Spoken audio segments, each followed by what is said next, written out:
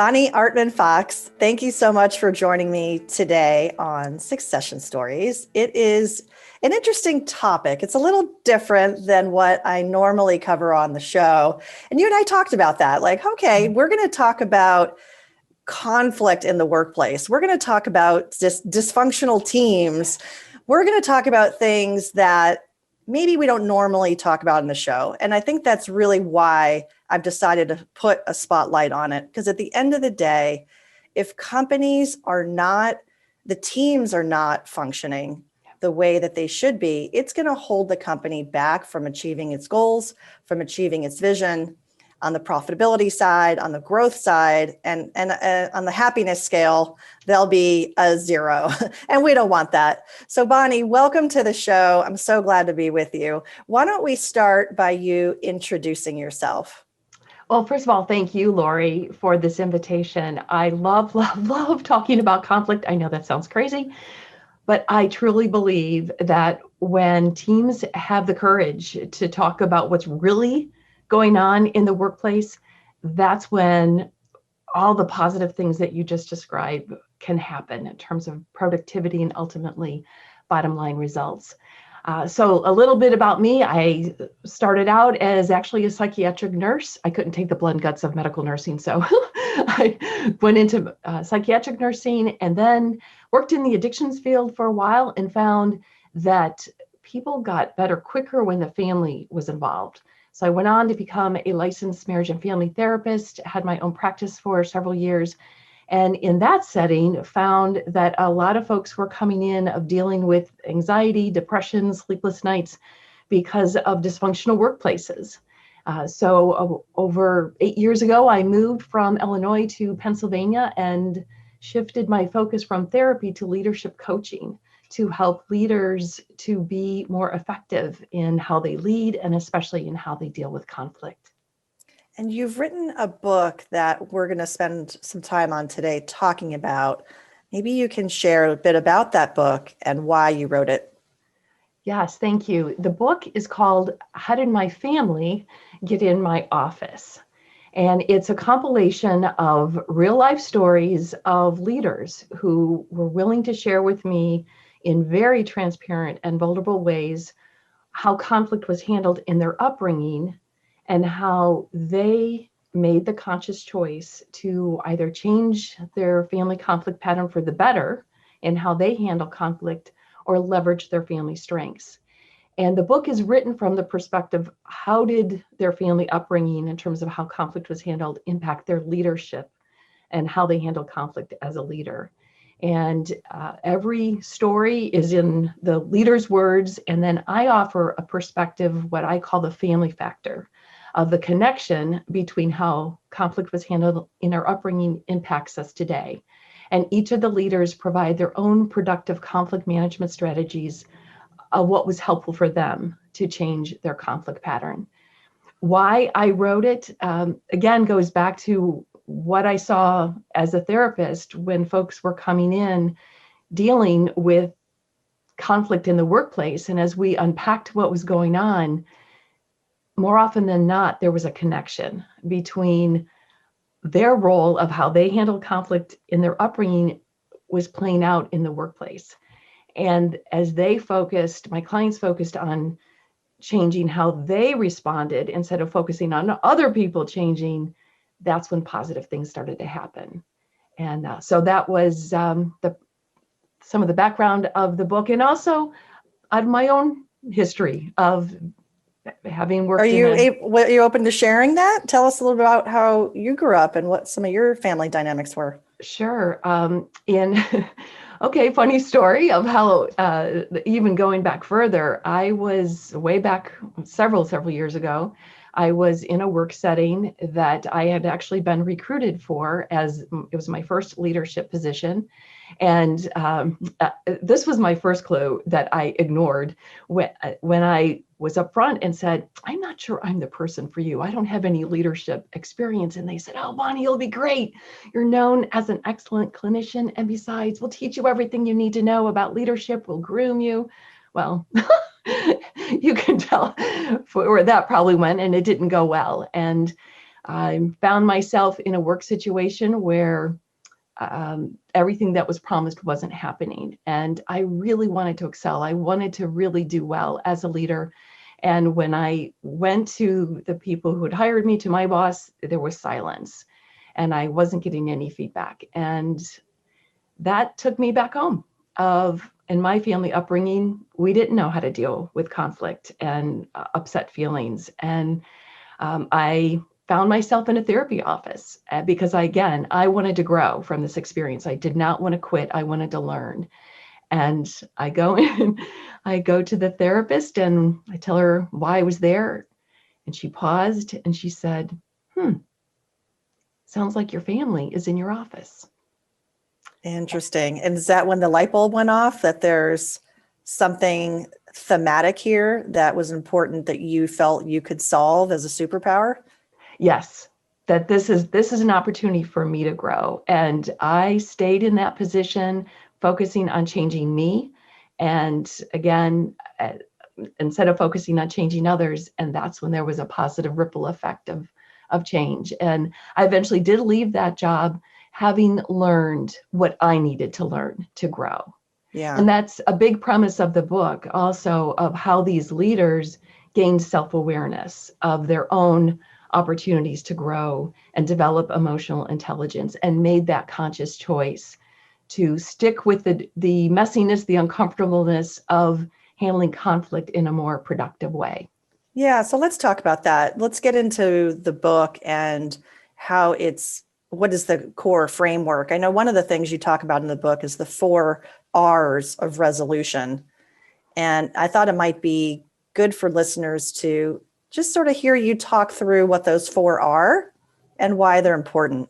Sure. As I looked at all of the stories, I noticed a theme of what each of the leaders did well. And it was the word pertinacity. It's a real word. Pertinacity? Is that a word? It is a word in the dictionary. Is it like turducken? It's kind of a weird combo. Yes, it is. It's the combination of persistence and tenacity. And it means sticking with what's difficult. And in the dictionary, it describes it's a combination of courage, conviction, and a little bit of stubbornness. I like it. Isn't that great? I like it. Yes. And that's what each of these leaders did. They stuck with the difficulty of the messiness and the uncomfortableness of working through conflict effectively and productively. But that's such an important start, because there are how many, I guess you probably have seen data out there, how many people just avoid it outright to start? Absolutely. Maybe not 80, 90%? How high is that? Is our conflict avoidance an inherent trait that most of us have, or are we just all wired all over the place? We're all wired differently. We are wired differently. There was one study actually done that showed that 54% of employees believe leaders don't intervene early enough when conflict happens. And understandably, there are times when we hope we say to ourselves, well, it'll just work out on its own, or give it time, or it's just a personality difference. And yet, if the leader isn't actively addressing the problem, then there's another word that I incorporated into the book. There's a mojito in the office. Mojito? What's that? It sounds like an alcoholic beverage you want to enjoy on the beach. It is not a drink.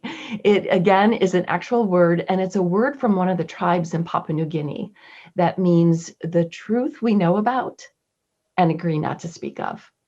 And in our English language, it's the elephant in the room. Okay, we've heard that phrase. Yes, yes. So I think I've even used that phrase. Yes, but I think we all have, sure.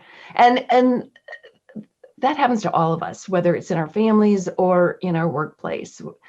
And it, like you said, it is uncomfortable to deal with conflict. And yet the beautiful thing is when we make that conscious choice to enter the danger zone, and again, that messiness of taking the risk of speaking up, that's when teams get closer, that they talk about what's really going on in order to get to the root of the problem and work towards resolution. So you asked, what are the 4 R's? Again, I was looking at what did each of these leaders do that helped them to have the pertinacity. And I came up with these 4 R's, and the first R is called regard the scar. And this is where each of the leaders were willing to look back at their family upbringing, not to blame, shame, or finger point, or throw anybody under the bus. That was not at all the purpose or premise of the book. It was simply to look back to understand of how conflict was handled in their upbringing, and even going back a generation of how conflict was handled in their parents' upbringing that helped to give them perspective and to attend to those wounds and those scars. Because I find that when we have an extreme reaction during conflict, whether it's in the workplace, in a team meeting, with a coworker, when we're triggered and we have that fight or flight response, more often than not, there's something inside of us that's getting triggered. And that's what I call the scars. And when we do the self-reflection to recognize, okay, what's at stake here? What's this all about? It often stems to our family upbringing. And as we gain self-awareness of what that something is, that's when positive change can happen. That we go on to the next R, which is reframe to stop blame. That, okay, we recognize this is what happened in our upbringing, and it isn't to blame or to be a victim. It's taking responsibility of, and in a context of understanding, our parents did the best they could with what they knew at the time, or whoever raised us. And it's choosing what is our mindset going to be of going forward. So those first 2 R's really have to do with our internal work of how we want to show up and managing our reactivity. The third R, now we're reaching over into respect and connect. That as we interact with people in the workplace, whether it's our employees or coworkers, and even if they're people that we don't necessarily like, we extend the hand of connection out of respect so that we interact with them instead of react in order to be productive, to get work done, and to work well together towards the mission of the organization. And the fourth R is resolve to evolve. And this is where we choose, regardless of what other people do or don't do, especially during conflict, choosing to be the author of our success, choosing to show up as our very best. Thank you for going through those. Is the toughest part just starting and realizing that, I guess, realizing the self-awareness part, that's a tough part, sort of showing up, looking in the mirror. That must be even harder for teams to do. Do you find that this is an exploration that's best done one-on-one, or are you seeing it working effectively with your process in a team setting? I have seen, as a leadership coach, I have seen it worked well, both individually and as a team. And one of the services that I offer are team assessments, and where a team assesses how healthy are they in terms of how they get along, and willingness to be vulnerable with each other and to talk about the real issues, and to have that sense of, okay, I can be vulnerable with you, and what I share with you isn't going to be used against me. And in fact, it's even going to strengthen our bond and our team cohesiveness to climb that hill with each other, and even have messy conversations, and maybe even have heated conversations. And it's not out of finger pointing or blame. It's out of, we both want what's best for this team, for this organization. And so we're gonna have our say. And at the end of the day, we're all going to be committed to reaching our goals to further the organizational mission. Yeah, I think I read in your information that the problem is actually a fairly big problem, just to kind of take a step up to 50,000 foot again of kind of why do we care?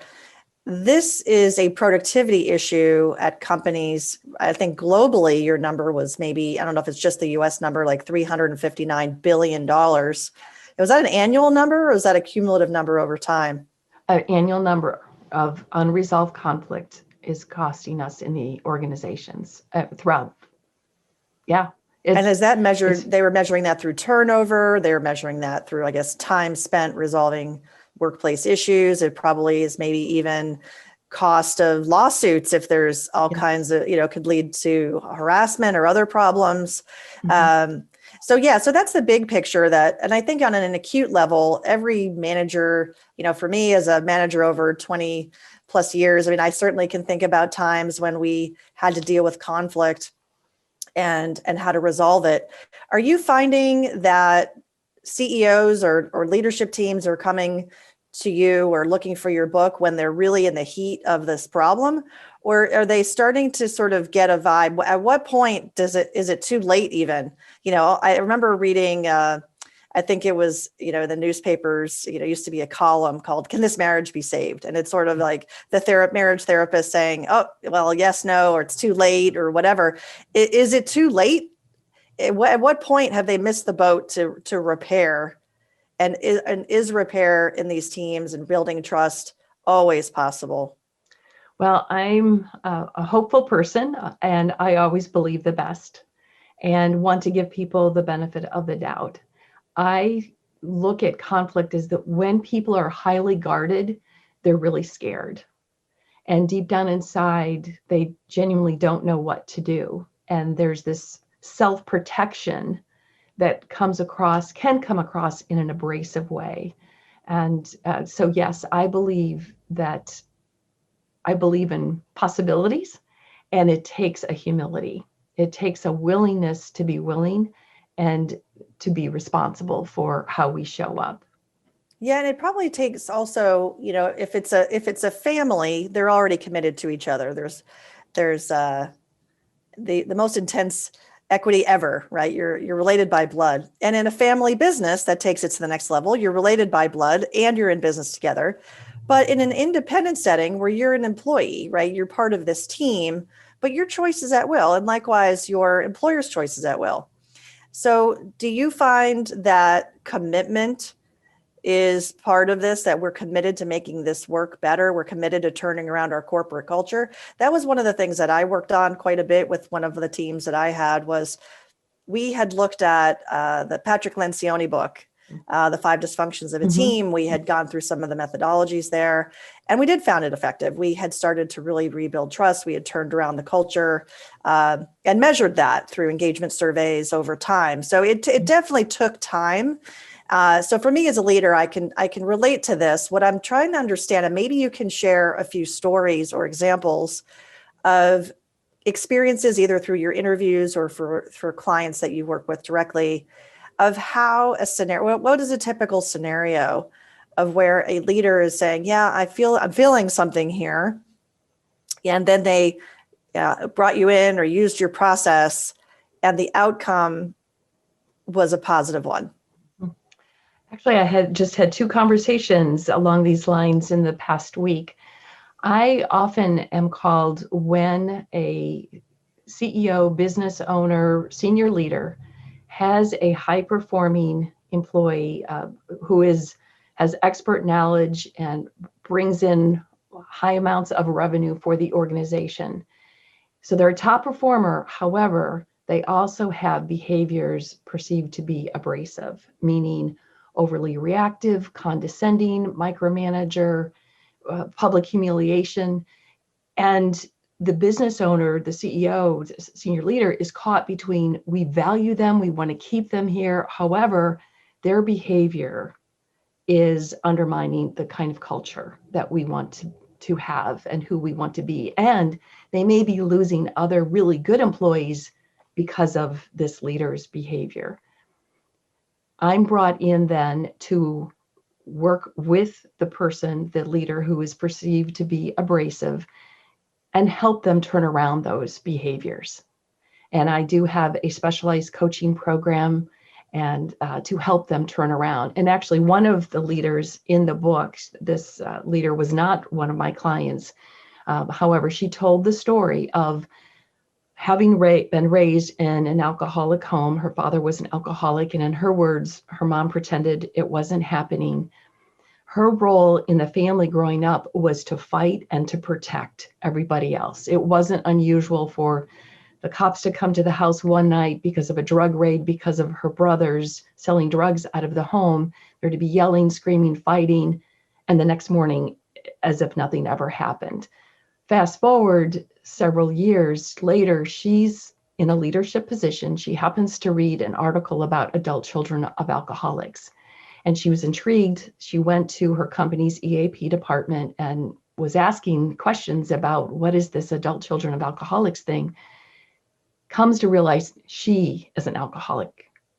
She was using alcohol to numb all of the emotional pain, the scars from her upbringing.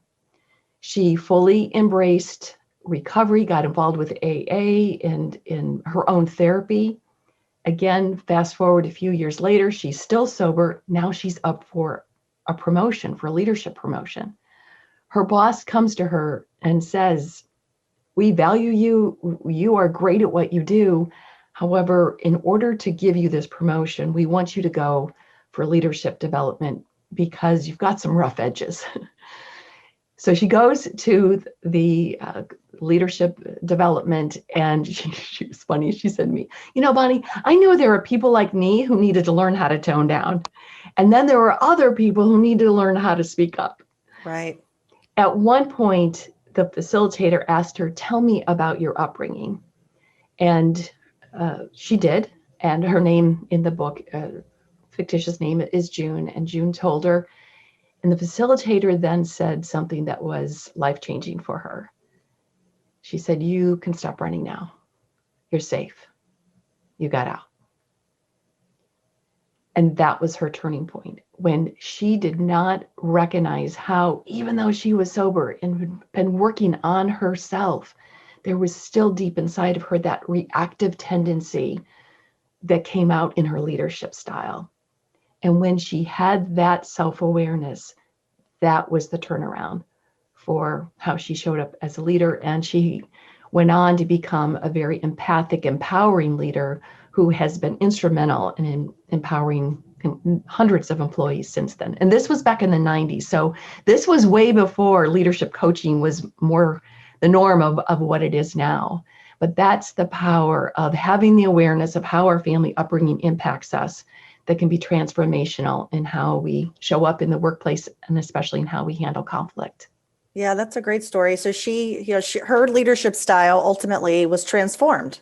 Yes. Where she was, I guess, would you say she was in the categorized as abrasive? She was sort of maybe trying to protect herself. She had put up an armor and was running from something, as opposed to really embracing where she was in her life as a leader. Yes. How much time do you think it really takes for people to give this a chance, to self-reflect, to go through all the phases, the understanding? And I think in your book, you give quite a bit of how-to, in a way. You're giving kind of exercises and things that people can think about, because not everybody's going to have the luxury and or capability to work with you one-on-one. Certainly they could, and they could reach out to you for that. But let's say they get the book and they really see themselves in this book. Did you create the book so that people can work through these issues on their own? Yes, there are different scenarios based on, there's one person who's describes himself as a conflict avoider, didn't have any conflict growing up, and then recognized that as a leader, he was limiting his team's potential because he, in his words, abhorred conflict. He hated it and would avoid it at all costs. So each of the chapters describe different type of responses to conflict. Being an avoider, one woman described herself as a fixer. Another person described themselves as an over-controller. And at the end of every chapter are self-reflection questions to help the reader to sort through for themselves of, how do I see myself in this story? And the feedback that I'm getting from the reviews, most people are saying that they can relate on some level to each of the stories. There's 11 different stories, and from different genders, race, ethnicity, and it doesn't matter what our background is, we all have a story. And most of us didn't learn how to handle conflict well. And the book shows that every leader, every single one of us, can conquer conflict by making that conscious choice of addressing it and changing how we respond. Do you think that most people take the next step to get, I don't want to say help because it sounds, I don't know if that's the right word, but to get help, to be reached out to, or are they the ones that are reaching out? Are they self-selecting in? They realize they have a problem more so, or is someone telling them, like the other example you gave, where the woman was told, "Hey, we want to promote you, but there's some rough edges here." What do you see more often?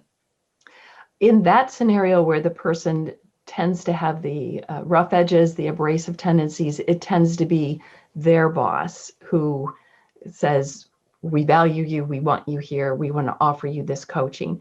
And going back to your previous questions about how long that process takes, it's actually quite quick. It can be a matter of 3 to 4 months when I work with leaders who are perceived to be abrasive to turn around their behavior because of the process that I use. I think that bottom line, it comes down to the willingness to be willing.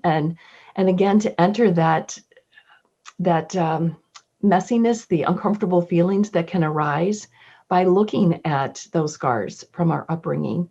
And it doesn't mean, again, to blame, shame, or finger point. It's to recognize this is what happened. This is how I was impacted.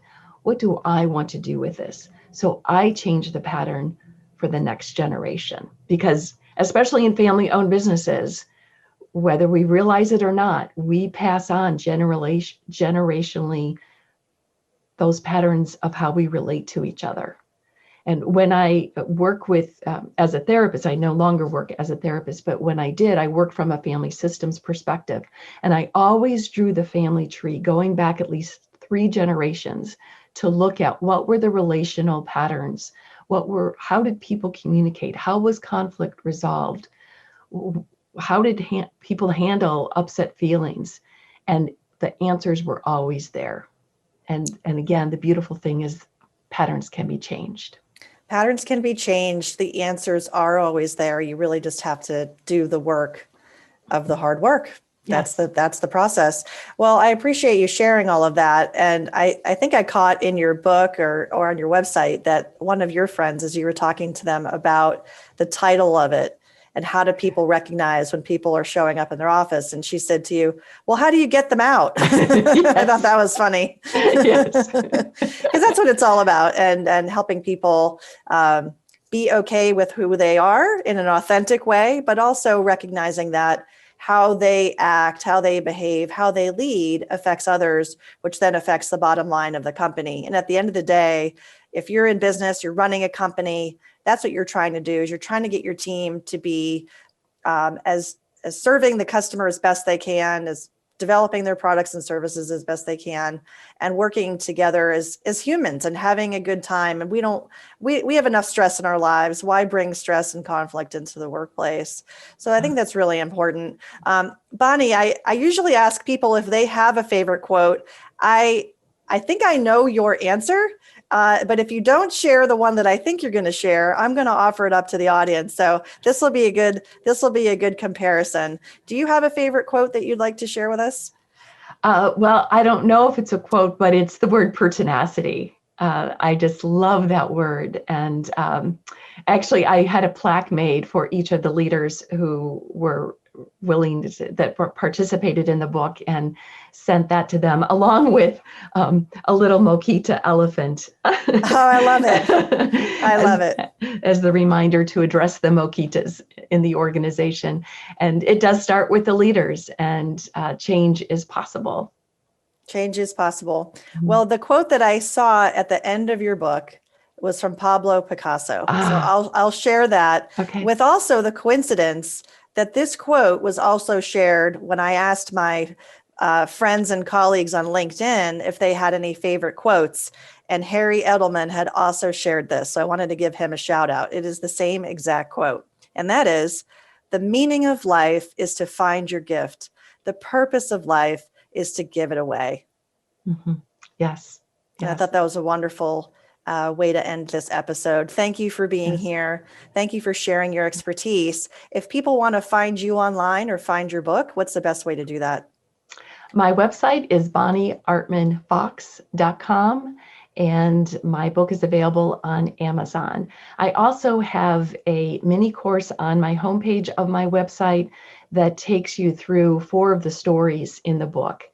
That would be a way for people to recognize or make some connections of how their family shows up in their office and what they can do to get their family out. Well, that's a wonderful resource. Bonnie, thanks again for being here today. It was a pleasure speaking with you. Thank you, Laurie, and thank you for what you're doing. This is such valuable information you're sharing with the world.